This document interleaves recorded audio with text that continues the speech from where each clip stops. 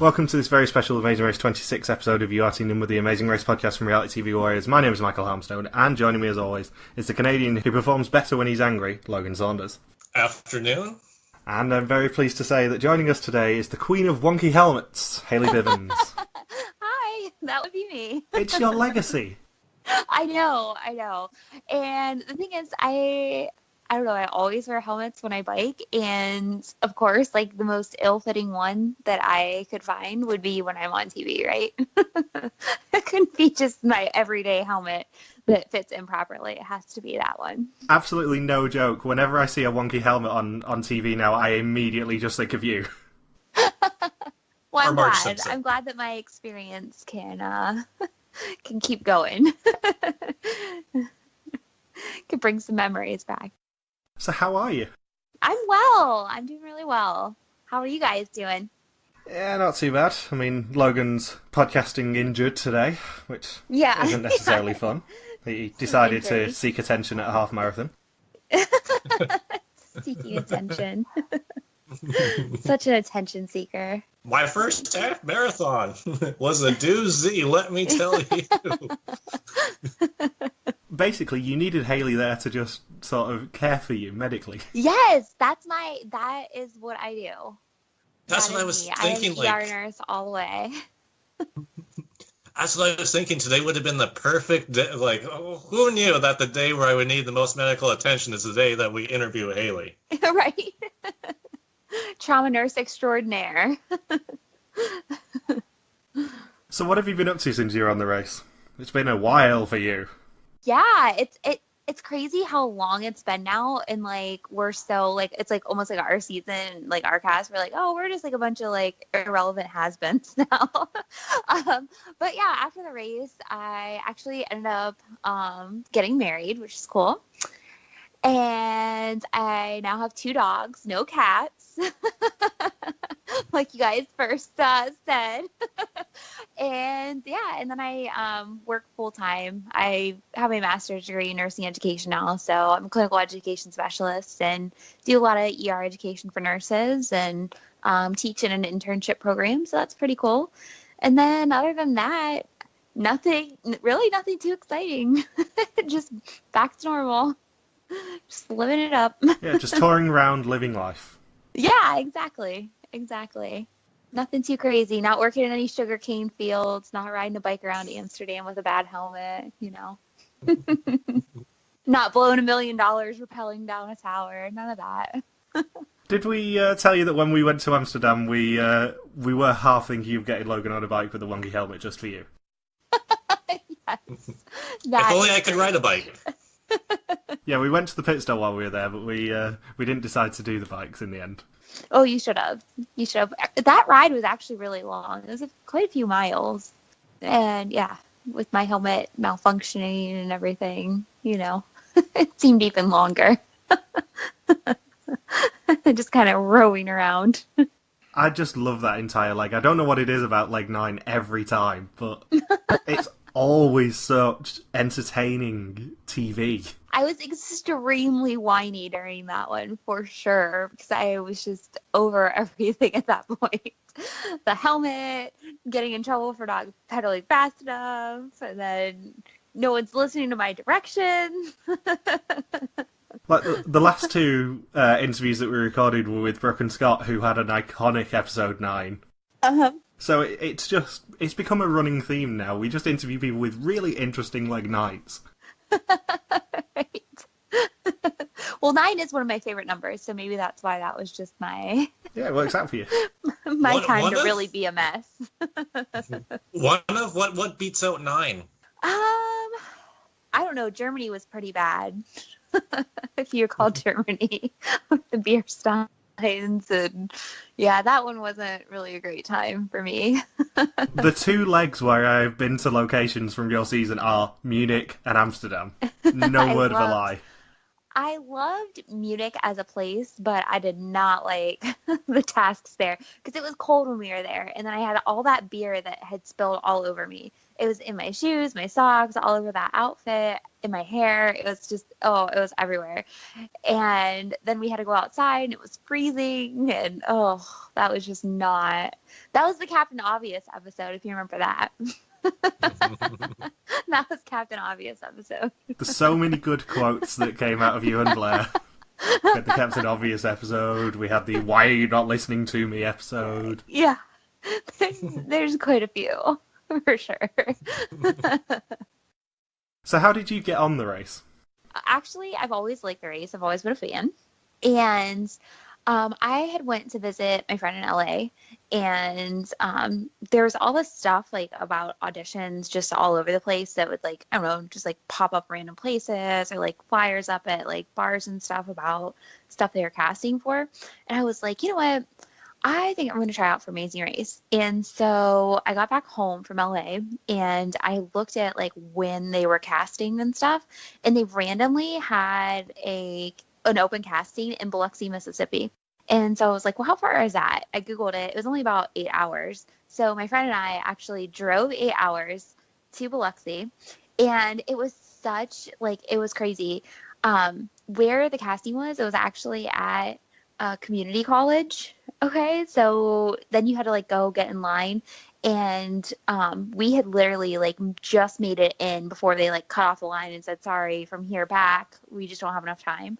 And then we only had like 60 seconds, and it wasn't any like actual casting people there. It was just their local CBS affiliate that films the stuff and sends it away.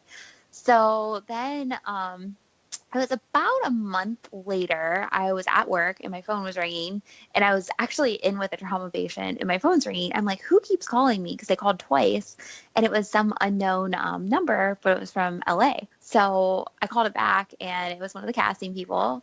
And he's like, oh, we're actually doing a singles season. Are you single? I was like, why, yes, I am. So then it just went from there. And then I had to send some more like videos. And then they flew me out to LA for the big casting finals. And then that was really crazy because I didn't even know what to expect. I didn't really like research it too much. But basically you go there, you're not allowed to talk to anybody. You just sit in your hotel. You never know like what's like gonna happen next. And you know, they're like, you could get cut at any time during this and whatnot. I made it through the whole thing, got like the weird physical and my blood drawn like, in a hotel room and stuff, and they kept my passport and we're like, all right, we'll follow up with you in a couple weeks. And I was like, okay. And then they called me a couple weeks later and said that I was going to be an alternate. And then they called me about a week after that and said, oh, guess what, you're going, pack your bags. So yeah, then that's how it happened, and it was then great. The rest is history.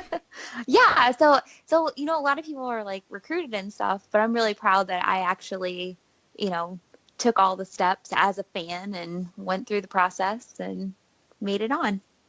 So it was your first time applying, and you got straight on as well. Yeah, that was my first time like applying for anything of that nature. So yeah, it was really cool. I got really lucky. And have you kept up with the race since then? Or has it's sort of been sort of a glimpse behind the curtain and you went, oh, no, not anymore? No, I liked season 27 a lot. I love that cast. 28 was okay. I wasn't like a big fan of that season. There's some people on there I really liked, and then I don't know, that one just didn't do it for me. I like 29.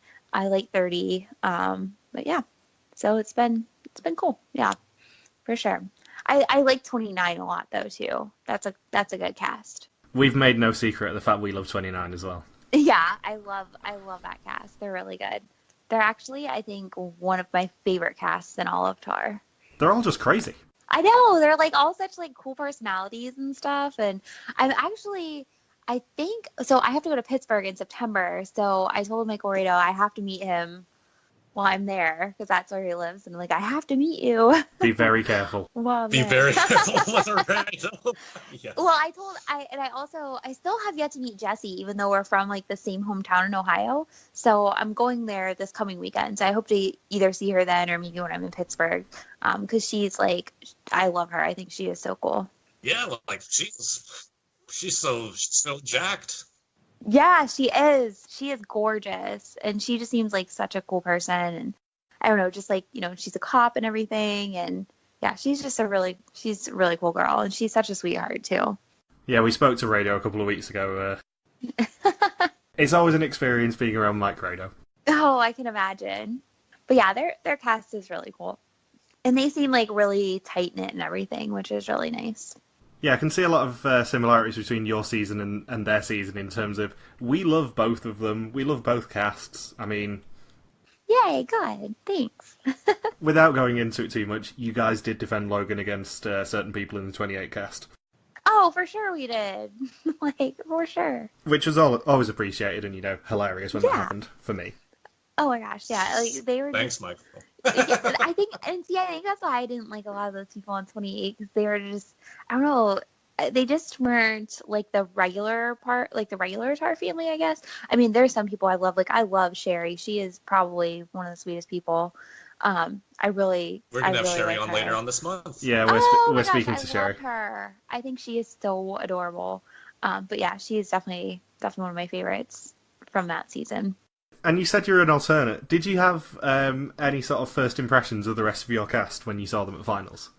Well, that's the thing. At finals, I didn't know who. I didn't really know what was actually going on there, I guess. Because there would be some people that were like single, and then there would be some that were paired up. I do remember seeing Allie and Steve at my casting. I did see them. I didn't recall seeing like Blair or Jelani.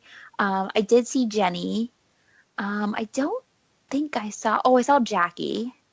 Was Jeff around? Jeff, Did you see any communication between Jeff and Jackie?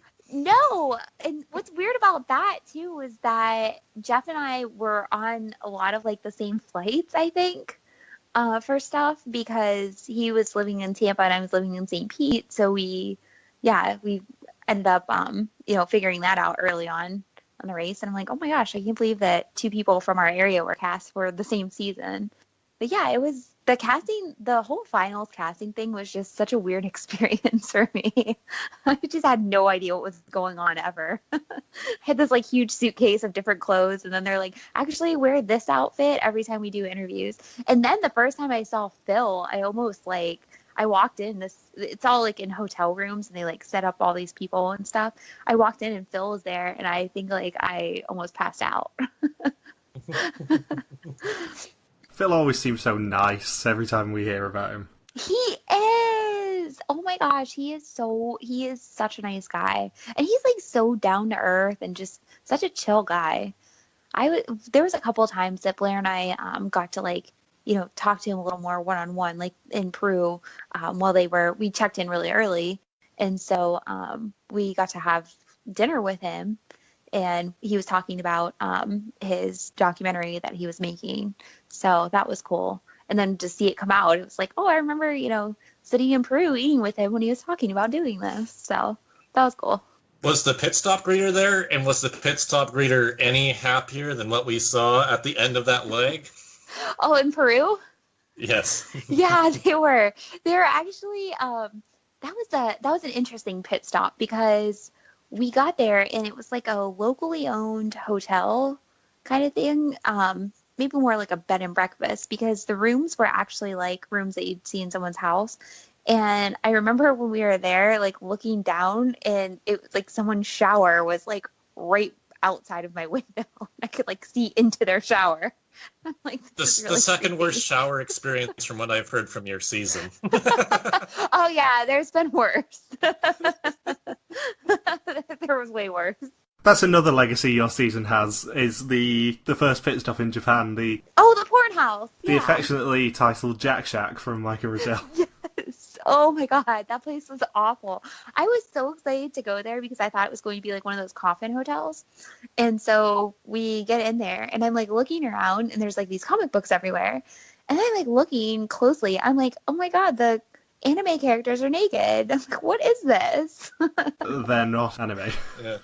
Yeah. It's like Stanley Hudson. Yeah. It's hentai. And it's a beautiful art. It was crazy, the random people who were there. And then even crazier was like our little, like we each had our own little cubicles. And like mine and Blair's cubicle, we had like a little partition window between ours. And I slept with all my clothes on, like My hair was like up in a hat. I had mittens on. Like I didn't want to touch anything in there. I was so disgusted. But we were across from the phone booth, and yeah, it was like the phone booth. Oh, okay. But it was so gross because they had like snacks and fountain pop and stuff, and I was like, I'm not eating one thing in this place. I do not want to touch anything. Yeah, I don't want to touch anything. It was so disgusting there. Like oh my God, it was so bad. So gross. I was so excited to get out of there. But yeah, that was that. And see, like, I guess I thought too, there was so many misconceptions I had about Amazing Race. Because I didn't really look into like the behind the scenes stuff ever. So I thought I would actually be able to take like a suitcase, and then like the backpack was just like a prop and everything. So that was a big shocker for me, packing a month's worth of stuff in a backpack. And then I guess I thought we stayed at like nice places and flew first class. That was not the situation either. So Was there anything that you brought on the race that you regretted immediately? Oh yeah, for sure. I brought so much crap that I didn't need. I brought like a curling iron, a hair dryer. I brought so much stuff like that. And as we would go on, I would start like leaving stuff behind because I was sick. I was so sick of hauling it around. So all that kind of stuff, I was like, okay, I don't need this. This is taking up way too much space. Yeah, I don't think many people go onto the race thinking, what should I actually bring? What's sensible? Yeah. I did look at some stuff. One thing I was afraid of, because I was like, we're going to all these different climates, I'm sure. So how am I going to pack, for a month of different climates? And so I actually would watch some YouTube videos on stuff to bring. And so then I brought mainly like layer stuff, like clothes I could layer. And then I brought like laundry detergent for sinks, for sink laundry. And but there's more stuff I wish I would have brought. I did bring a compass that I never used. And then I brought these little flashlights, which I did use those. But yeah, there's definitely some other stuff I wish I would have brought, like a pillow, blanket for all those airport times. So You should have brought the compass out when you were telling Blair he was going in the wrong direction. Would have been a perfect prop. Yeah, I could have pulled the compass out. I think at that point I had already like left it behind somewhere because I wasn't using it. It was like just taking up space in there. You should bring the compass to Mike Rado when you meet up with him in Pittsburgh. Oh, I should. Which way is north? The compass is magic, Liz. Do you know how to use this thing? It's a magic map, Liz. Yes. So funny. That was such a good season. For us as well, it helps that a lot of them are really good sports, which is the same for your season. Yeah, for sure. When people are in on the joke, it helps a lot, and when people are a little bit too miserable and serious about it, it spoils our fun. I definitely agree with that. Yeah, you have to, going into that experience, you do have to keep just an open mind with it and everything. And, you guys know I got like a ton of hate. But it was funny because for every couple people that would like talk crap about me and hate on me, then I would have like such random people that would come out of nowhere and be like, oh my God, I loved you on your season, or like, you're my favorite person on there. So it made it worth it. And it was just, having to keep an open mind about it and kind of work through some of the internet trolls because I never have to deal with anything like that before. So I think it's a weird situation for you because you are obviously the person in your season where you got a lot of hate for being like a strong female generally. Yeah. But yeah. Yours is the weird situation where I think people started actually coming around on you. Yeah, much more they than did. usually happens. Yeah. It was weird because I would see some stuff and then it would be like people would hate me and then they'd be like, oh, I didn't like her at first, but now I do. And I'm like, good, I'm glad. I'm glad you like me. I mean, what's not to like? We were always singing your praises from leg one, so... Well, thank you. Right from the audition intro. Even though you said I probably had a bunch of cats. And I was like, no, make it dogs. From the video where it looked like you were topless. Yeah. I had on a dress. It was just a really bad angle.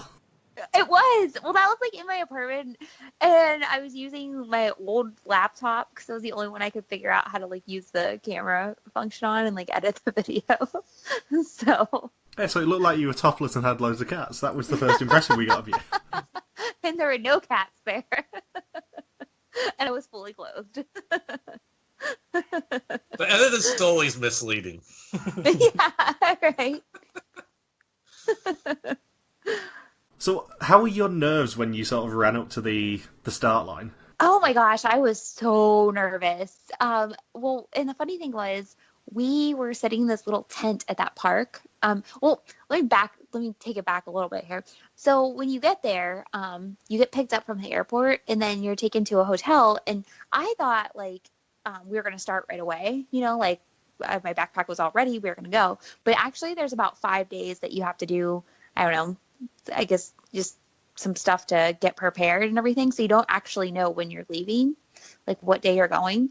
So for 5 days, I sat in this hotel room, and there's a amusement park across the street, and I'd like watch the little roller coaster. You don't have your phone, you don't have, anything. You're not allowed to talk to anybody. So I was just like going nuts in this hotel. So when we finally got to the start line, I just could not even believe that it was actually happening because it was all so surreal to me. I mean, I went from, I don't know, just going about my everyday life at work, going to work, taking care of patients, never had such a cool experience like that in my life, or never thought that that would be something I would get to do. So the fact, like, when I actually got there, I was just like, I can't even believe we're at the start line for Amazing Race. So, like, this is just insane. And then you were just sort of thrown into it with pairing up with a stranger and then having to dive into a mud pit. Yeah, exactly. And there's the one thing that I always am like, oh God, I just do not like mud runs. And I just have no desire to do a mud run. And of course I'm there like with my hair done, my makeup, all this stuff, because I'm thinking like, oh, I just might be meeting like my future husband or something. This is great. And then, then I go jump in a bunch of mud. I didn't even have a hair tie. It was horrible. Did they let you have the selfie cam in the hotel for all those days? No. We didn't even know that was going to be a thing. Neither did we until it sort of sprung up. Yep, the good old Nokia. And I was like, oh man, I wonder if there's Snake on this phone. Like, I was excited about a Nokia. Surprised there was an Amazing Race. There is Amazing Race Asia 3 where they actually did have play a game on a Nokia video gaming device. Oh my god, I would kill it. That would be a great challenge for me. It's like similar to Mario Kart or F-Zero. See, that would be awesome. Yeah, give me some Mario Kart, give me some old school Donkey Kong. Like regular Nintendo, I'm all about it. I've been playing so much Crash Bandicoot over the past week. It's so difficult. That is a really fun game. I think I played that on like Nintendo 64 when I was younger. Was that on Nintendo 64? No, PS1. They never got it onto the N64. I feel like I played that though on something. So difficult. I forgot how hard it is. Because like, I was much more of a Spyro fan than a Crash Bandicoot fan, and I'm very excited for the remaster of Spyro next year.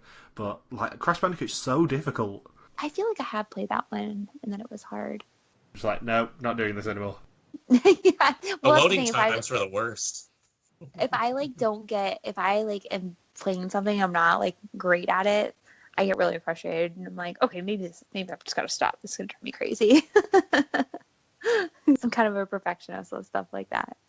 I'm like, too competitive. And I forgot until I was looking through my notes earlier that you guys had quite a slow start to the race, really. We did. I'd forgotten how low your average was for the first couple of legs. Oh my god, I know. Well, it was because we came in, we were on that second flight, and then that kind of like threw us off for 3 legs. And then, so we were at the bottom of the pack for a while, and then we finally like moved our way up, and then kind of just hung out at the top. So, and I think that like led to a lot of people hating me too, was the fact that then it looked like, you have this stupid little blonde, she can't pull her weight, she's whining and this and that, and so it was like, but then when we picked it up, you really picked it up. We were good. We did, and we were good. We got it together. when you start describing yourself at the start as controlling and a perfectionist, and it's just like you're just setting yourself up for people to not like you. I know, and the thing is, I'm a really like honest person about stuff and pretty blunt.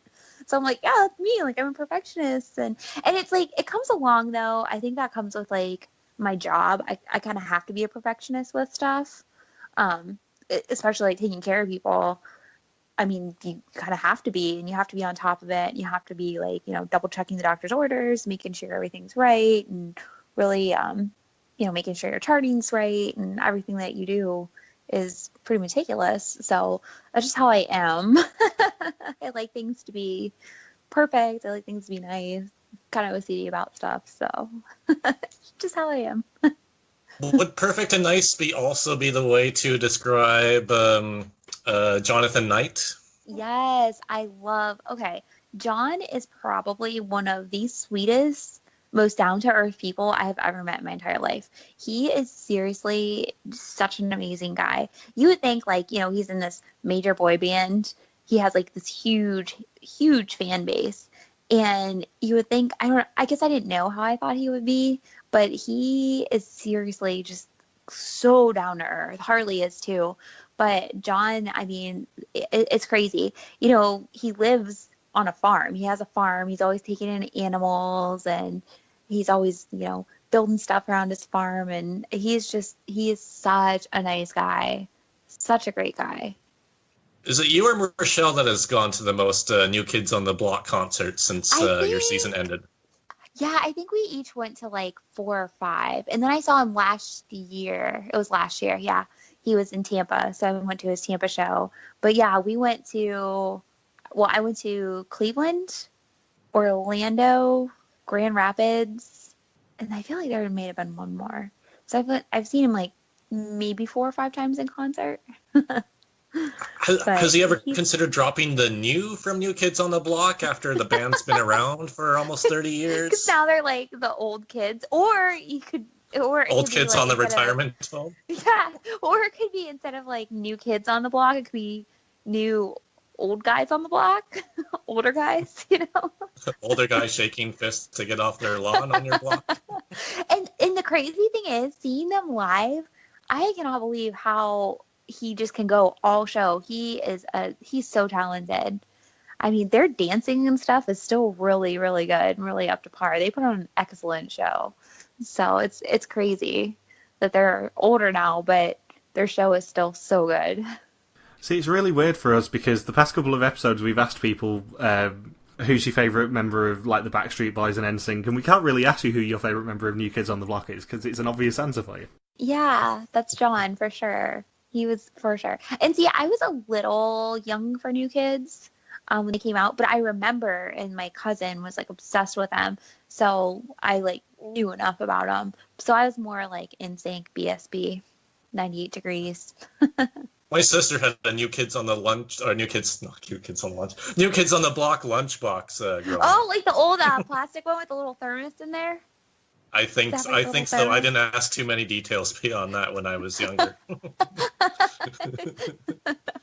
And who would have thought? Then John ends up being on Tar. It's all connected. Yes. I was so sad that they got out when they did because they had, I would have loved to experience more with him and Harley because they're just such great guys. And they're Didn't they almost get the save? Yeah, they did. And I forget, what happened with that? I think because the story we've heard is that it was both sides of the detour you had to complete to get the save. Yes. With the other one was wakeboarding at this indoor or this like a little wakeboard park. We tried to do that after we did our. It's tough. It's tough. So I wiped out a lot. Though Blair did it. Blair made it around like the first time, and then I was the one that couldn't get around to it. It was really hard. I would get up for a couple seconds and then I would just face plant, and we were wasting a lot of time. So we're like, all right, we gotta go. Like right before the episode aired, I did a wakeboarding lesson as a freebie, and it's so hard. It is so difficult. It's just, I mean, I don't know. I thought like my upper body strength is pretty good to kind of pull myself up, but I just could not. I couldn't get the balance right. I couldn't get anything about it right. It was horrible. It's definitely not a hobby. Thailand was sort of where your success began, shall we say? Yeah, Thailand, when we didn't read them, I was like, okay, so we get to the place and I'm like, I don't want to follow Jenny and Johnny because I don't think they're doing it right. He's like, no, that's what they did. And so he grabs his tray and starts drawing off. And I'm like, but wait, why would they have all this other stuff here if we only need to take like one thing? That doesn't seem to make sense. Like, you really think they're not going to have us take this big bowl of soup down a zip line? Like, for sure we need to be doing that. And so then, and the thing is, like, behind the scenes, some of the times when I'm like yelling at him to like slow down or something, it's because we have like a 10-foot rule where we have to be within 10 feet of each other during tasks that we're working on together. So, the camera people would be like, 10-foot rule, 10-foot rule. So then I'd have to yell at Blair like, hey, gotta get back here. 10-foot rule. Stop running off. You have to wait for me. It's like house arrest. Yeah, it is. You're pretty much like connected at the hip for the duration of the filming. So yeah, that's when I had my first twin. Yeah, exactly. And that's when I had the first like, okay, you need to listen, because we had to repeat the whole thing. And it's a pretty steep thing that you have to climb up to get to the food and all that stuff. And it's like, I just don't want to waste time. I just want to get it done and over with. So yeah, having to redo it kind of sucked, but I was not happy, as you could tell. I'm not sure if I said it enough. But then you got the wonderful treat of having to drag Blair up. Oh, yeah. Yes. Logan's favourite sort of task. Yes. And so I don't know. And the crazy thing about Thailand too is when we got there, they gave us money just to go like spend the night out and party and stuff, and that was pretty cool. So we had fun with that. They did a lot of sort of slightly odd things during your season like that, with the date nights and the letting you sort of mingle as rest periods and the Jack Shack. Yeah, I think they were hoping for some action, some sparks to ignite, and that definitely wasn't happening. There was only one pair that really happened for, and that was, of course, Bergen and Kurt. Absolutely. They were definitely the most compatible of our season. Didn't they get engaged? Yeah, they did. They did. It's weird because they're not, I don't even think they're like friends on social media and stuff anymore. Neither do I. I think they fell out royally. Yeah, they really did. Which is sad because I know, like, Bergs is one of my good friends, and I don't really know what happened, I guess. I don't know. I honestly don't think, like, anything actually happened. I think it was just, like, they just didn't get along, I guess. I don't know. Nothing in common? No, they really don't have a lot in common at all.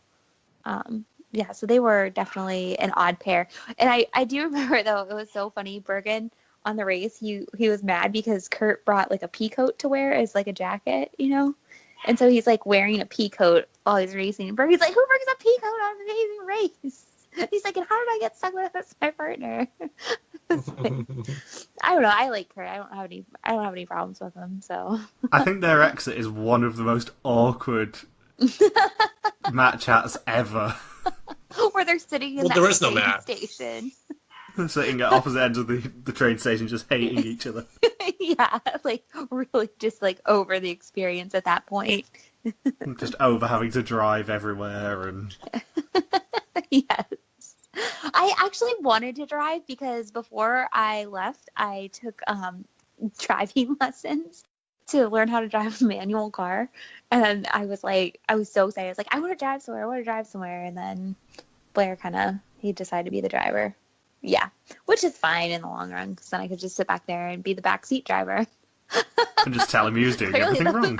Yeah, clearly those skills of mine are up to par, so it's fine. I was so close to meeting Bergen, back in September? Yeah, September, wasn't it? Yeah, because him and his grandparents were in Vancouver, and I just happened to be in Vancouver that weekend. Then we were talking a bit, and then I think the grandparents wanted to rest earlier in the day or something like that, so it threw off our Stanley Park meetup that day, but I have the story of almost meeting Bergen also. Oh, he is so cool. I absolutely love Bergs. I miss him so much. I need to get together with him. And I almost met him in Seattle in November because I was up there and then he wasn't available. Oh, he is so cool. You guys would love Bergs in person. Like, he's a really cool guy. He was very nice to us during your season as well. Yeah, he is. He's such a nice guy. He might have been the first one to actually listen to us. Yeah, I think he might have been actually because he was very much in on the jokes that we were making about him and Kurt. Yeah, Oh, yeah. I think he is the one that like sent me your stuff originally, like from the get-go. And I know some people at first were like, oh my God, I can't believe they say this stuff. And I was like, I think this is hilarious.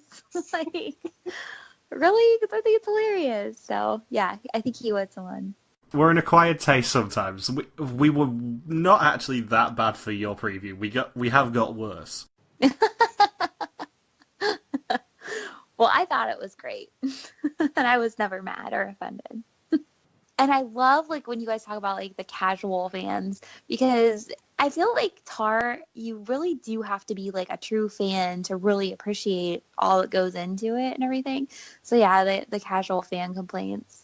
It was always funny, like, they spit on the potatoes. Oh, my God. Like, okay, people probably pee in crops, you know? Like, you're going to wash it before you eat it. You're not just going to, like, bite into it like it's an apple. Can you tell us for certain, would you spit on potatoes? No, I wouldn't spit on the potatoes. I was thinking about it. Well, my heritage, I'm Ukrainian, so I grew up eating a lot of pierogies and peeling a lot of potatoes. So when we had that option of potatoes or making the drink, I was like, yeah, I'm not about the potatoes. I was thinking, like, that sounds like a nightmare. So, no. Let's just make the drink. It's almost like it's sacred in Ukrainian culture. Yeah. Oh, yeah. Lots of potatoes, lots of cabbage and noodles. Oh, yeah. Maybe those were the protesters that actually did the full-on petition for Lauren had. I can't remember the petition website, but that was just gold. That Change.org, wasn't it? Change.org, yes. For an amazing race potato spitting incident. I think 27 people signed that petition. Oh, my gosh. I'm surprised that there's 27 people that were that offended by that. Oh, it was a big thing. I know. I just don't get like why they were so. It's not like they were like spitting in someone's prepared food. The stuff was rolling come from the ground. Number one, potatoes come from the ground, so they're dirty to begin with. And then when they would, unleash them if they did it wrong, and then they were all over the road. So I don't think that the spit was the main issue they should have been so concerned with. I guess as long as Roberto Alomar didn't spit on the potatoes, then it was all good. It's crazy. But yeah, I mean, it's insane. It was insane the stuff people get mad about. On the plus side for you guys, I think that's probably what distracted everyone from hating on you. Yeah, exactly. So then they were like, okay, we'll move on to something else. And then I know, like, in one episode, they really weren't happy with Jenny. And then they, it was funny. Whenever somebody else would, like, do something, it was like, all of a sudden, then I was, like, an afterthought. Like, they were mad at Allie and I think it was in their elimination episode when she was mad about the flat tire and stuff. And then they, like, said mean things about her. And I'm like, oh, my God, Allie's so sweet. And then they said stuff about, like, Jenny. And I'm like, Jenny's also super sweet. So it's funny. Where did intense Jenny come from near the end? Like, right in that final episode, suddenly Jenny's saying all these things that were just completely out of character for her all season. Well, $1 million is on the line. It's getting close, It's getting close. So close.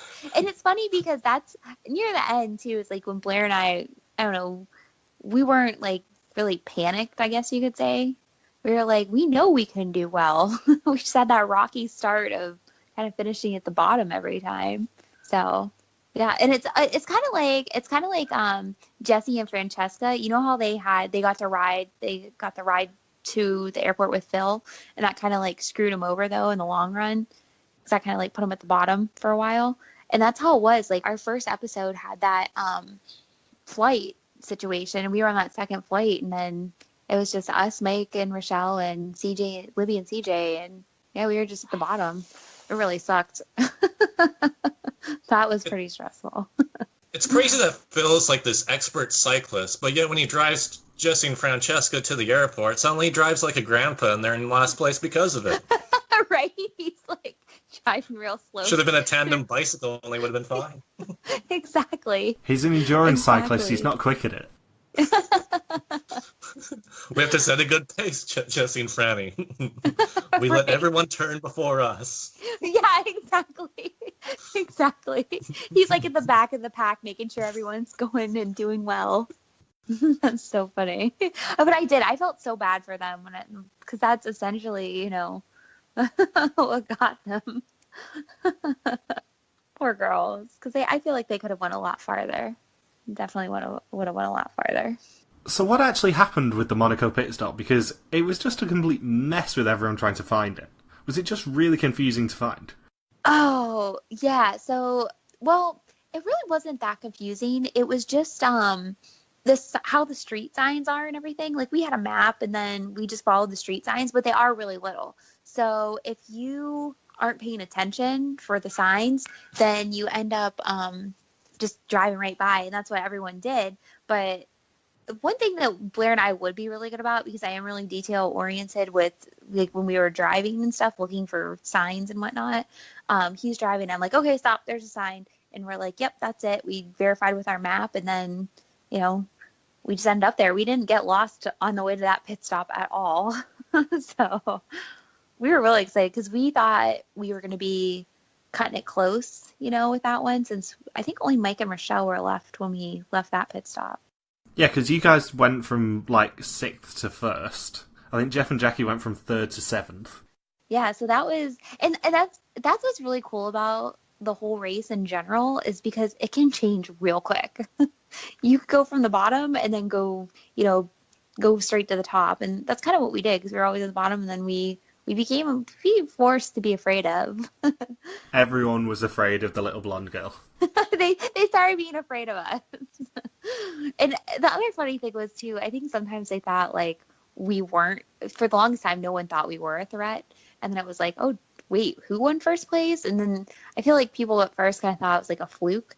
And then it's like, no, we're here to stay. This is where we belong, at the top. This is where we should have been from the beginning. So, which makes it good, because we got a little taste of what it's like to almost be eliminated. Of having a fire lit under you. Yes, exactly. Was the Monaco pit stop the nicest accommodation of the race? I just presumed. Yeah, that one was pretty nice. And actually, Thailand, we had some really nice accommodations there. And in Thailand, it was funny because I guess where we were, I don't know if it was like a rumor, but one of the hotel employees was telling us about it. I guess Snoop Dogg had stayed there and caused like a big mess or something. What? Yeah, at the rooftop place where we had checked in. Yeah. And so we didn't stay there. We actually stayed in Bangkok, and we stayed at this really nice hotel there. And it was cool because I remember at that pit stop, Blair and I, everyone that's single had their own rooms and stuff, but Blair's room, we hung out in there and had dinner together because his room overlooked a soccer stadium, and so there's like a really big game going on, and we got to watch that from high above in Bangkok, so it was pretty cool. But those accommodations were really nice too, and we had really good food there. So, but yeah, Monaco was equally as nice. We had our rooms that were overlooking all these yachts and everything. We had balconies and whatnot, so that was really cool too. Namibia was a little rough. Namibia was tense, wasn't it? Yes. My first time ever staying in a tent. I'm just not a tent goer. So, yeah, not a camper. No, I am not. I am Mason Race Canada's already had they've had back-to-back seasons where they've had at least one task where you have to make it or pitch a tent. Oh, yeah, I'm not. I am not very good with tents. Yeah, tents, I realize, are just not my strong point. I don't like sleeping in them very much. Well, and then I was scared because they kept talking about these scorpions and checking your shoes and snakes and all these other bugs and whatnot. So I was laying in there And I would make Blair come check for me. I'm like, can you check in there to see if there's any scorpions or anything in my sleeping bag? You were already way too stressed about actually having to camp, and then you have to deal with all the bugs as well. Yes. But we did have, I will say one cool thing about Namibia, we spent Thanksgiving there, and we had this huge feast. It was delicious. And then the next night in Namibia, we had this other really big feast.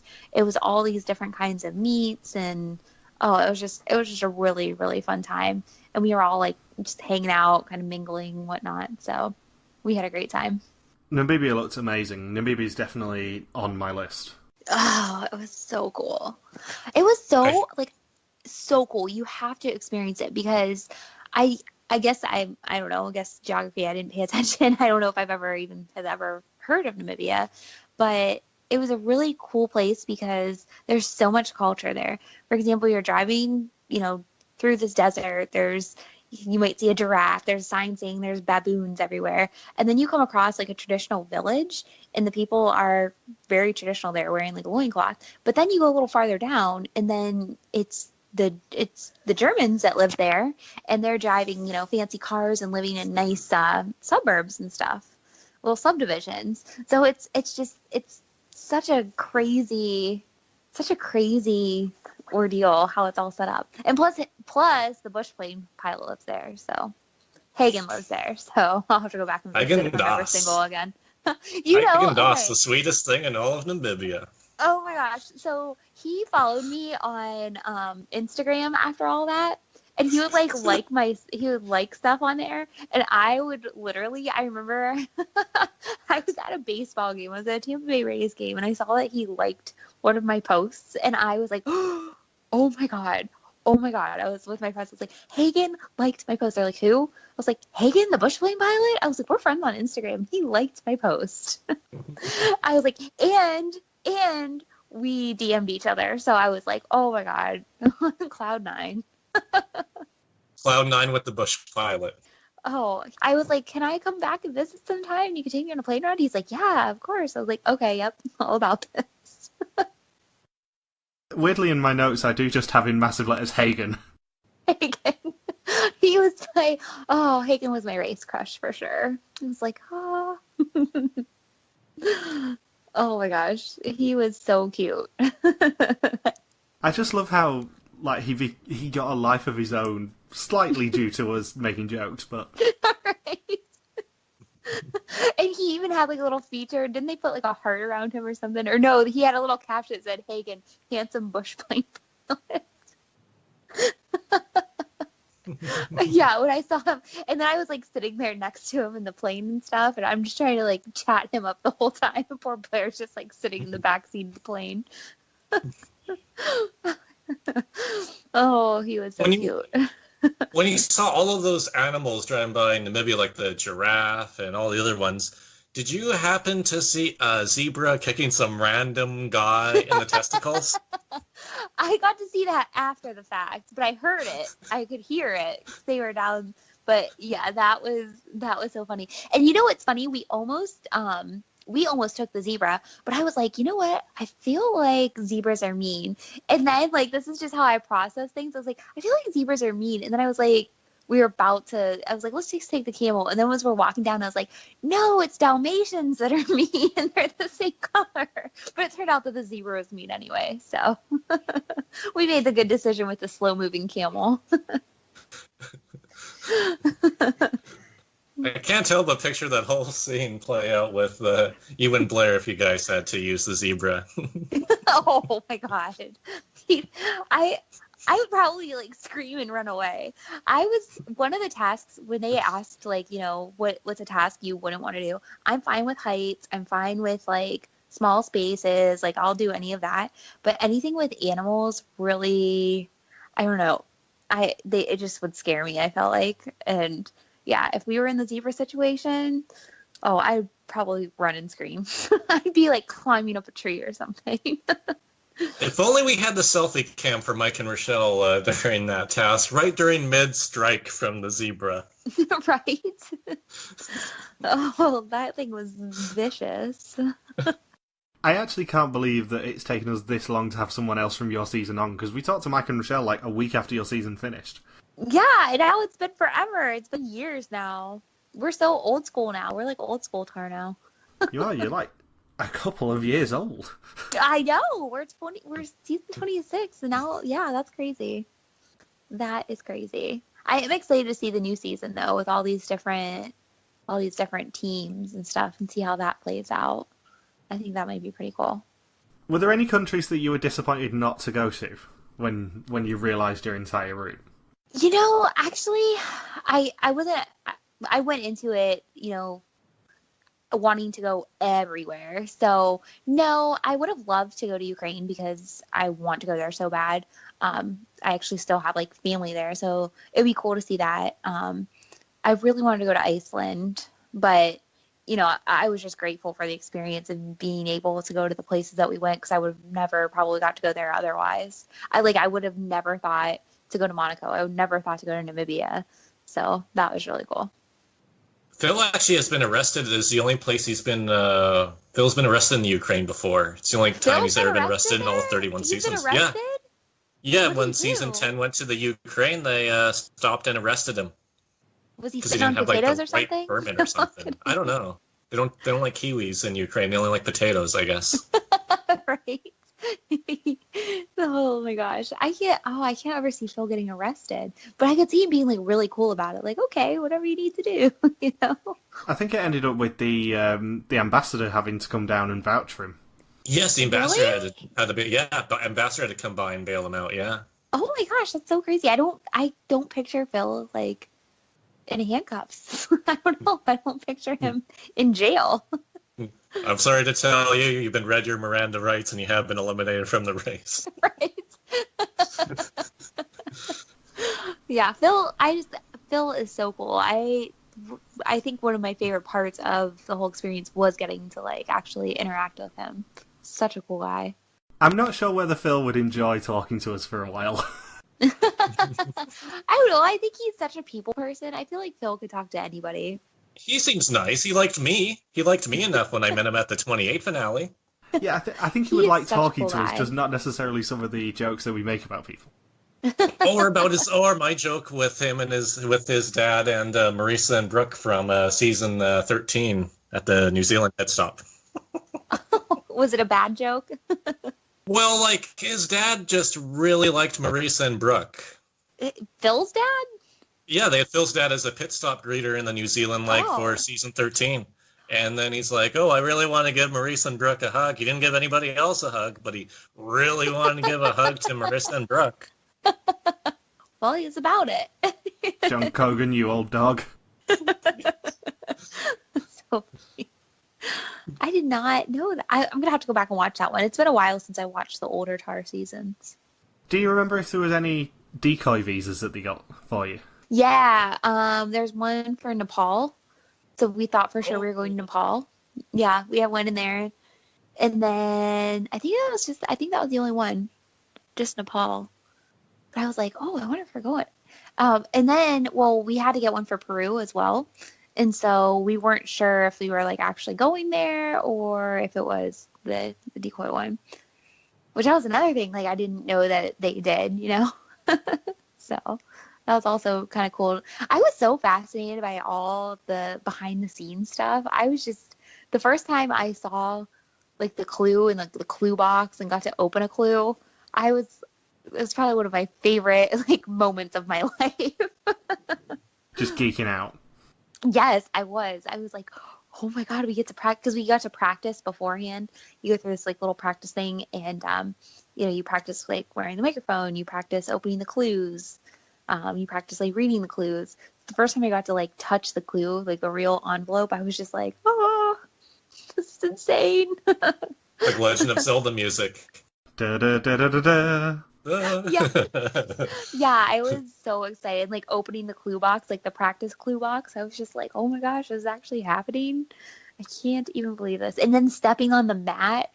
The cool thing, okay, so the mat goes place to place, and it has its own little bag that it gets like, like rolled up in and stuff. That, and then the carpet, the legendary carpet at the end. Yeah, it was, all that stuff to me was just mind-blowing. Yeah, the carpet is the same one that they've used in season 1, I think, as well. Yeah, it is. It's the same one. It only ever comes out for finales. Yes.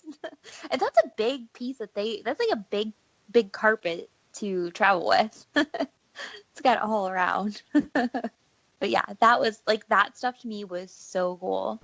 And how mean was it when you opened the roadblock clue in Namibia and it was like, who's ready to jump out of a plane? And then it was like, not you. Oh my gosh, I was so excited. I was like, we're going skydiving. This is great. This is exactly what I wanted. And then, yeah, we were running. It's the first and only time where the Travelocity Roaming Gnome's roadblock count is 1. It was I hated that one. Oh God, that was not fun.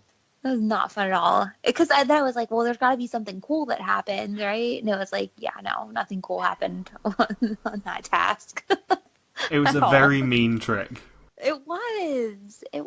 I was so excited. I was literally like, my adrenaline was pumping all the way there. I'm like, yes, we are going there. We are going to be jumping out of a plane. I get to do it. Like, this is so my task. And yeah, nope. Did Blair choose not to do that one? Or were you like so pumped you were just like, I don't care what it is, I'm doing it? No, we would go back and forth, which is something else that's crazy too. Like, going back and like really watching our season, there's a lot of teams that didn't do that. You know, like a lot of times the guys would just do it, but Blair and I was like, no, we're going to alternate between the two of us, so that, you know, I want to do stuff too. I'm here. I want to do everything too. So yeah, it was pretty cool. Is it true that Jeff and Jackie had to do every roadblock together? It seemed like they should have, right? You know, it's funny because I thought for sure like they would end up together because they were so close on the race. But then when you like watch after, like when you watch, and plus I got to know Jeff. Jeff's like one of my best friends in the whole world, and so yeah, I was so surprised you guys didn't work out. And then I don't know, I got to know him. And I was like, yeah, I can see why you guys didn't work out. But she's such a sweet girl too, and Jeff is one of my best friends, so it's cool, like the connections you make there. Yeah, Jackie's super nice. Yeah, I was going to say, you know, when you were at the finale party, Logan, and you talked to Jackie, did she actually say anything about having heard our podcast? Not specifically with like the sex tapes and stuff that we constantly make, but she was like, oh, you guys always say really nice things about me. And then Laura said it was more coming from Ben. But yeah, Laura was saying like, yeah, you guys have said some stuff about me and Tyler on our podcast. And it's like, well, at least Jackie likes me. That counts. And then I won Laura over by the end of the finale party. Yeah, Jackie is such a sweetheart. I feel like Jackie would be a very good sport if she knew of our podcast and the fact that we constantly made jokes. Yeah, I'm sure she would. Like, she is so funny. I love her. Although I'm not much of a Big Brother fan. Like, I don't watch it all the time. But I did watch her season of it when her and Jeff were on. Just until they were eliminated. Other than Race and Big Brother, are there any other shows that you watch? I've watched Survivor. And then, honestly, like, I really don't watch much TV. I really don't. Back in the day, I would watch like Real World and Road Rules back at like high school. But yeah, I don't know. Like if I like do a Netflix binge, it's always The Office because I love that show. So like I've seen all of those probably a million times. I'm working my way through the box set at the moment. Oh, it's so good. Work faster, Michael. Yes. Who's your favorite character on The Office, the US version? I mean, probably Jim. Jim, I like Jim, yeah. I don't know. I think Dwight's my favorite, though. Although there's a lot of Michael Scott moments I love, too. But yeah, that show is one of my favorites, for sure. But yeah, but it's funny because I have always watched Amazing Race. So that was pretty cool that I finally, like, made it on there. Although I will say, like, when I was little, I always wanted to be on either Double Dare, which is remade, and I'm like, do an adult version and let me go on there. What the hell? Where did that come from? I was not expecting a Double Dare remake. I know. It's so, oh my God, I love it. And Mark Summers is still on there.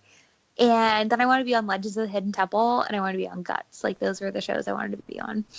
So all the Nickelodeon stuff, basically. Yes. Oh my gosh, yes. I would have loved to be on any of that. I still want to be on Double Dare.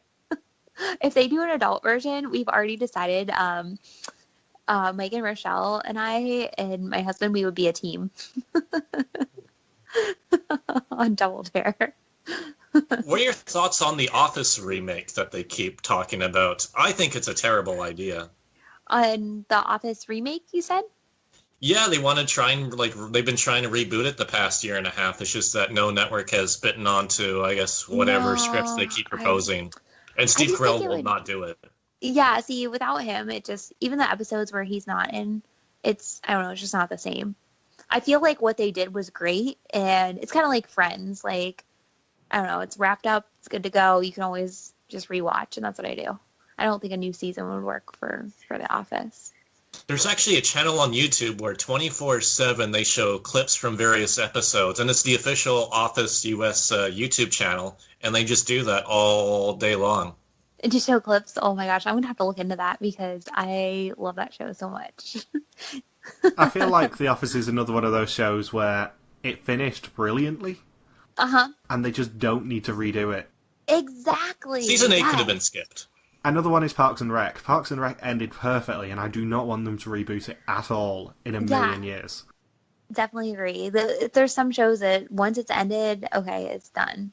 It's kind of like how I feel about Full House. I'm not really loving... I've tried to watch some of Fuller House, and I don't know, it just wasn't the same for me. I've never seen no, that's not Full House. Disregard complete what I said. I was confusing it with Saved by the Bell, because I was thinking there's that Funny or Die series where it's an ongoing...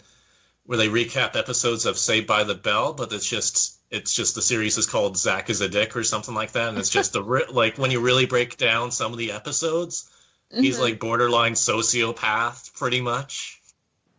See, I never really got into Saved by the Bell because I was always watching Nickelodeon instead. Like, I had the Nickelodeon lineup. That was my jam. So I was just not really into Saved by the Bell. Although, and then I watched Diamond Cocaine Days. I was a big Mr. Rogers fan. I watched a lot of PBS, Reading Rainbow, Carmen Sandiego, those shows. Carmen Sandiego, I adored Carmen Sandiego. Oh, I can't do the full rockapella, acapella. Oh, rockapella, yeah. Oh my gosh, I love them. And then like Reading Rainbow. Robben too. Yeah, those are like the shows I watched. I was a little nerd, so I was like, oh, I can't wait for Reading Rainbow to come on, and can't wait to see where Mr. Rogers is going on a field trip to today. So those are the ones I liked. It's going to be a beautiful day in the Jack Shack. Yeah, exactly. Exactly. Logan, stop ruining people's childhoods. We're gonna see some manga, some hentai. Who knows what we'll see today? Right. It certainly won't be a working shower. Right. The shower was so awful. And you know what's funny about that too is we had not showered. Okay, so from the mud run, we had that outdoor shower. We get to LAX completely like soaking wet, going through security like that. And they're like probably thinking, what the hell are these people doing? And then basically we didn't have a shower until, and that was about 3 days of travel from the time we did the mud run until we got to Japan. So that was about 3 days. And then, it's like, oh, finally we're going to get to take a shower. And it was that shower. And I was like, yeah, no, that's not happening. And then it was another leg of the race, another long leg. And then I remember the other hotel we stayed at in Japan. Oh, it was so disgusting too. My room smelled like somebody sat in there 24 hours a day and smoked cigarettes, and it was literally like yellow. The wall was like yellow. It smelled disgusting. And the shower in that room was just like this little like hand piece attached to the sink with this little like tile area. I was like, you know what? It's better than nothing. So I was pulling mud out of my like hair for days until I finally got like an actual shower. So I was laying there. I just remember laying there like wide awake, listening to the sounds of the Jack Shack and thinking to myself like, I don't know if I'm cut out for the Amazing Race. Didn't think it it's gonna be like this. So it was a great experience. So, and I can laugh about it now. And you guys won 2 trips. Did you split them equally? Yes, I took the South Africa trip, and Blair took the India trip. I said this at the time. I think South Africa is the coolest trip that they've given away in forever. Oh, that trip! Oh my God. That I always like want to go to South Africa. Anytime we're like planning a vacation, I'm like, let's go to South Africa. Let's go back to South Africa. I want to go to South Africa. But also what's cool too is I got to do London. I'd never been to London before that, so I got to do London. I did a long layover there, and then went London to Cape Town, and then on the way back, I did Amsterdam. But I didn't go on a bike ride there that time. I wandered around. So that's different. You should have done what Brooke and Scott did and tell me you were going to be in London, and then I could have come and met you. Oh, I know, I should have. It was like right after our season. I went in October after our season had ended. So we ended in like May or something, and then I went in October, and it was, oh my God, I loved London, and I absolutely loved Cape Town. That was one of the coolest places I think I've ever been. I'm very, very jealous that you went to South Africa, because it's always been on my list. It is so cool. You have to go. They have literally everything there. So they have really cool city area, like this waterfront area, with all these different foods that you can try in these little markets and whatnot. And then they have obviously the mountains there. Then there's beaches. I went shark cage diving. I went to all the wineries. It was just so cool. I met this really cool girl there, and she was just traveling around, and so she was like, oh, I'm looking for somebody to go to one of the villages with, and you take the kids like books and snacks and stuff when they're walking home from school. And so we went, and that was so cool. Like oh my gosh, I had the best time there. It was such a fun trip. Yeah, everything I see of South Africa is just, it looks amazing, and I've wanted to go on safari forever. Yes, safari, that's one thing I didn't get to do, but we kind of did like safari stuff in Namibia, and that was really cool. But I would love to go in South Africa. It's just, oh God, such a cool place. Such a cool place. I could vacation there every year. It's a lot of travel, but I love it. As Logan will vouch, like, whenever any of these shows, like Amazing Race and Belgian Mole go to South Africa, I'm like, oh my God, this looks so cool. It is. It is just, oh my gosh, it's the coolest place. And then also, I forgot there's Robben Island. I went to Robben Island when I was there, where Nelson Mandela was. I did this bike tour around, which was really cool. I mean, there was just so much. I went and saw all these penguins. Oh my gosh, everything was just so cool. I loved every bit of it. Oh, and the shark cage dive was awesome because we went to Gansbay, and that's on Shark Week a lot. So I was like, oh my gosh, it's like, the real deal. And you are the Shark Week. Yeah, I know, right? And then it was right where the Atlantic and the Indian Oceans meet. So that was really awesome. I mean, just the whole trip there. Oh my gosh, I could stay for a month and still not get tired of it. It was so cool. You absolutely have to go. It is such a cool place. Shall add it to my list. Yes, such a cool place. Screw 6 months in Asia next year for me. Let's do some South Africa. Yes, you have to. Shosholoza, Keluzantaba, whatever that song goes. Yeah, South Africa was just, oh my gosh, so amazing.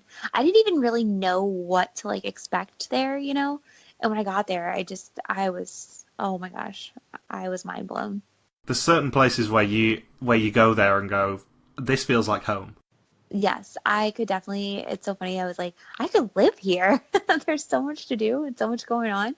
I was like, I could transfer my nursing license. It's not a problem. And Jason's like, no. Yeah. I was like, you could be a dentist there. See, it works out. They have needs for these professions in every country.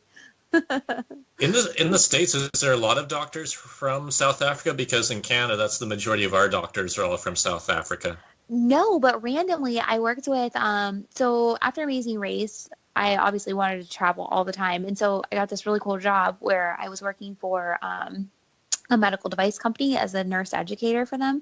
And I got to travel every week, like just domestically. And one of my coworkers there, she was from South Africa.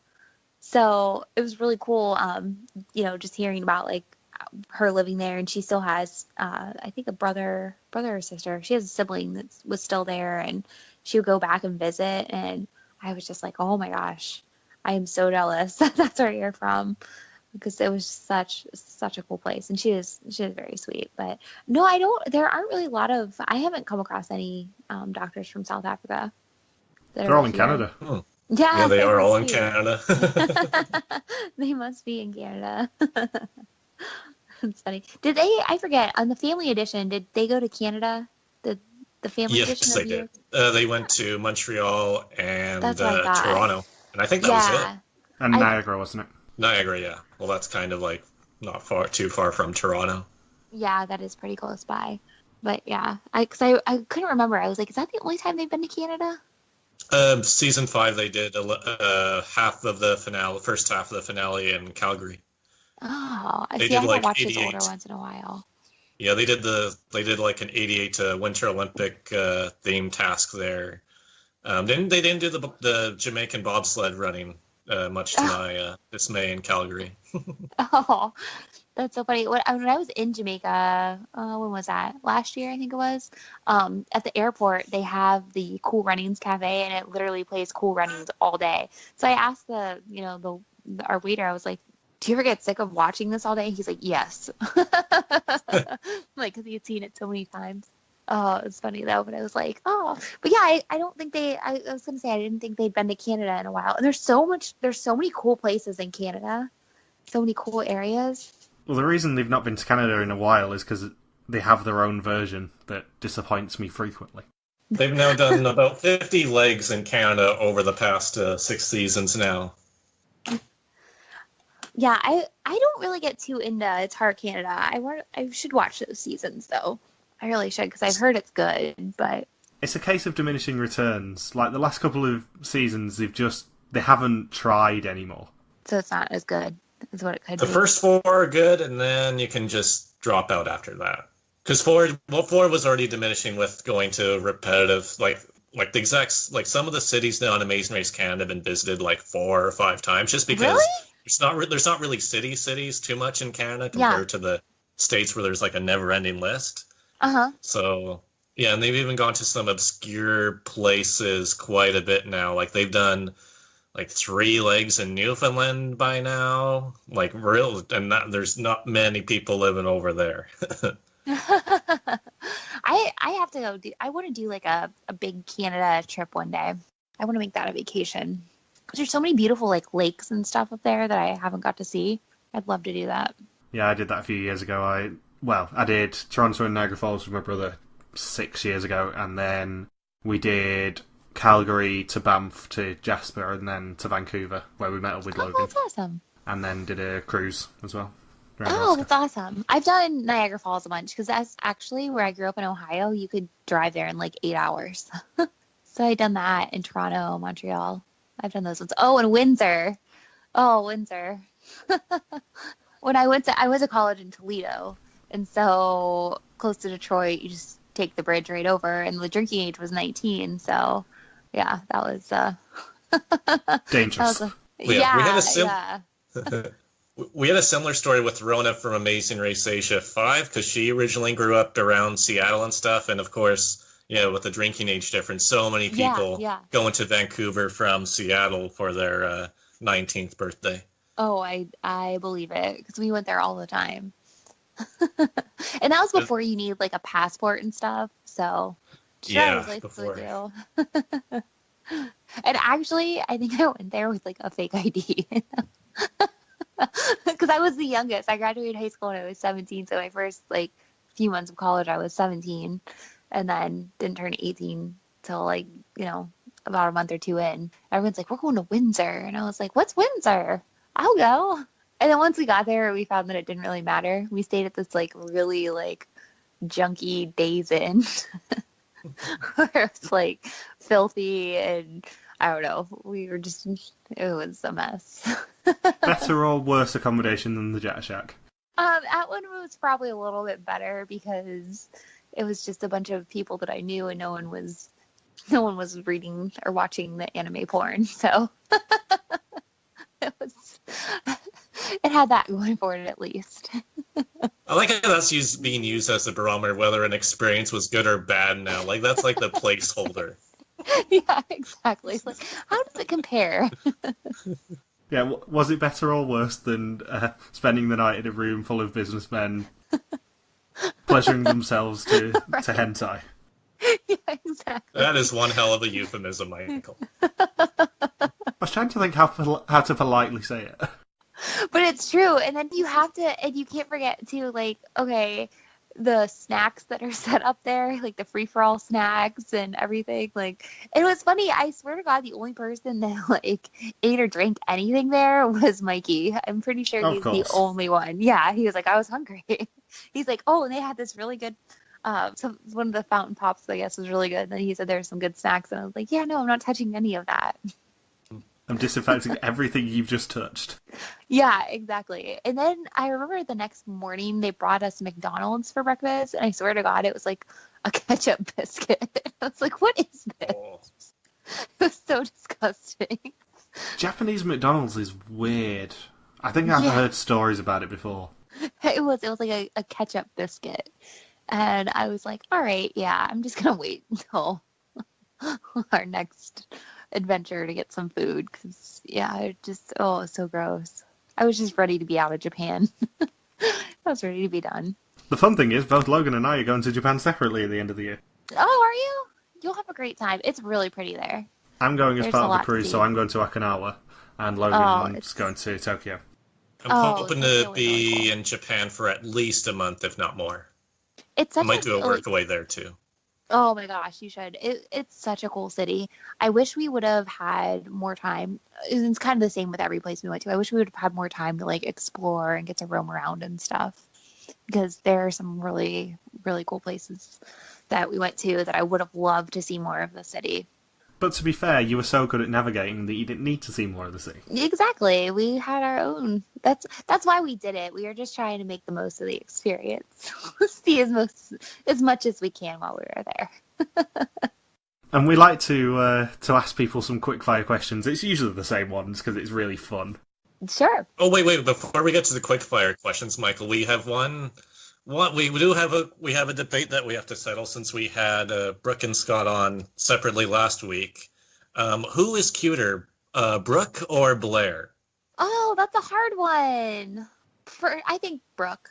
She's super cute, and she's so sweet in real life. Like, she's not like I don't know. I felt really bad for her because people said really, really mean things about her.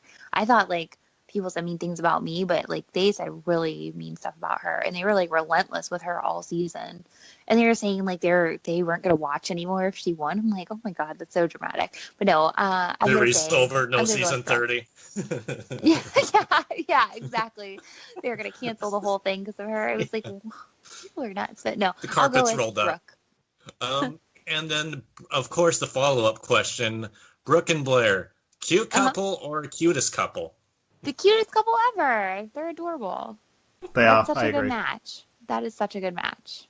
When your season ended, how much aftercare was there for you? Because you didn't get as much hate as, say, a Brooke, but you got a little bit of sort of personal attacks online. Oh, yeah, for sure. And it was crazy, like, some of the stuff that, like, would be in, like, my inbox. I was like, okay. But it was funny because how I kind of handled it, I guess, was more, I don't know, I have some really amazing friends. Like, my friends are some great people, and I am so thankful for them.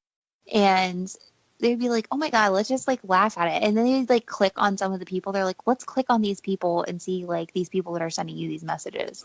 And we'd like look through their things, and it's like, you know, unemployed from Walmart. And you're like, okay, all right, cool. You know, like now I don't feel so bad because these are the people who are hating on me. It's these people that like don't have anything going on, or be like, I don't know. It would just be like weird, bad people, you know? So I was like, all right, you guys are right, whatever. And it was funny too, because when you think about it, like if they talked about me that much, then I must really have like bothered them for them to like think about me that much. And then you just got the odd message off, say, a weird Canadian called Logan Saunders, like, we love you, Hayley. Yeah, and I was like, oh my gosh, you guys are awesome. And I would like listen to the podcast and stuff, and I loved it. was cool. Or that even weirder Canadian Chris Zotto, unfortunately, who I think has been blocked from every group now online for Survivor and Amazing Race. I think he's like, I think I blocked him too. I'm pretty sure because I think he said something mean to me or something. I was like, I'm blocking you. Well, not mean, just it was just. Yeah, yes. I think it was creepy. Yeah, he was a creepy one. I was like, is he a real person?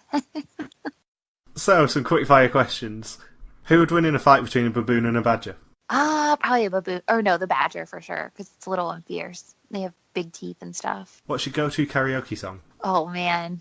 That's a hard one. Because I don't really karaoke, but I would say... Well, if I told you the only song I've ever karaoke to, you'd laugh. But that wouldn't be my go-to. That's half the fun. Okay, so the first time I ever did karaoke, it was like me and a couple of my friends, and we were at this bar doing like Ugly Christmas Sweater, and it was Lil Wayne Lollipop. I randomly know a lot of like rap song lyrics. It's kind of ridiculous. Yeah, Lollipop. Maybe I would do. Maybe my go-to would be "Gangster's Paradise" by Coolio. That's a good one. Amish Paradise. Oh, I know that one too. That's a great song. I had the whole Weird Al CD. Have you ever seen him live? No, I haven't, He's but I've heard it's really live. good. My brother actually went not that long. I want to say like within the past like 5 years, and said it was awesome. I went to see him 3 years ago now, and it was just an amazing gig. No, that's so funny. I does he still tour and stuff? Does he still like do stuff or?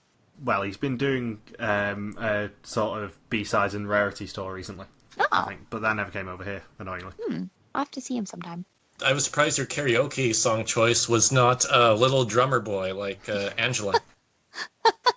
Little drummer. No, I'm a diverse. I have like the most diverse playlist ever. But yeah, it would probably be like a rap song for sure. Who's your favourite Backstreet Boy? Nick Carter. Favourite member of NSYNC? Lamp for sure. When was the last time you cried?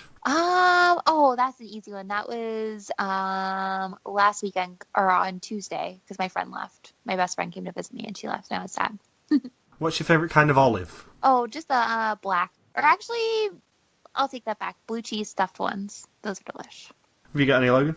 As far as... Oh, yes, we have one question that we've asked every person so far, because originally we were supposed to have Jess and Diana as our first guest, but due to Diana's pregnancy, and then I had to use the same questions for when Jen filled in a couple hours later. So we've always had the question of, are you pregnant? No, I am not. No. No. She's the mother of dogs. Yes, I have two chihuahuas, Peter and Walter, and they're good for now. See, the problem is we're going to end up asking that to people and then get an official announcement of some description. Right. Be like one person be offended, like, how did you know? Yeah, exactly. I haven't even told my parents yet. How did you know this? But yeah, the answer for me is no. I think the joke needs to be that when we have Justin and Diana on, we need to ask it anyway. Yeah, exactly. It'd be like, was this like a made up? Was this fake news? Was that alternative facts? Alternative blue strips. And is there anything you want people to know following your season? I don't know. Just that we genuinely had a really good time. We really, really did. And it's funny because, especially at pit stops and stuff, Blair and I would get along great. We would, laugh, joke. And for the most part, during the legs, we would get along too. It was just in those stressful situations, that we didn't always see eye to eye on. And the other thing that people have to remember, there's $1 million on the line. When you have a lot of student loans, that would cover them. I mean, it's crazy. So I don't know. I don't think if somebody met me in real life, they'd be like, oh, that doesn't seem like how you were there. Because all my friends were like, that's so funny. It's like not you. But I don't know. I had a great time. I was really appreciative and really grateful for that entire experience. So would you run the race with Blair again? Yeah, I would. I would run the race again with anyone, honestly, because it's such a great experience that if I got to go again, I wouldn't even care. Like, pair me up with anybody. I don't care. Hayley and Kurt for season 32. Yeah, see? There you go. I'll keep them in line. I'll drive the Like car, on the don't road, worry. like in terms of the race, or when he's driving on a road? Because Well, one may be a bit more problematic than the other. I would tell him, if he was going to be on the race again, I'd be like, hey, make sure you get some driving lessons. Just in case. Just in case. It Yeah. may or may not come up. If I ever was on the race again, I'd have to go to like a refresher course. Grilling I would go irons with prohibited. anybody. Yeah, exactly. No, it wouldn't be a hair dryer this time. It wouldn't be all this stuff that I didn't need. It would be more practical things. How small would your pack be this time?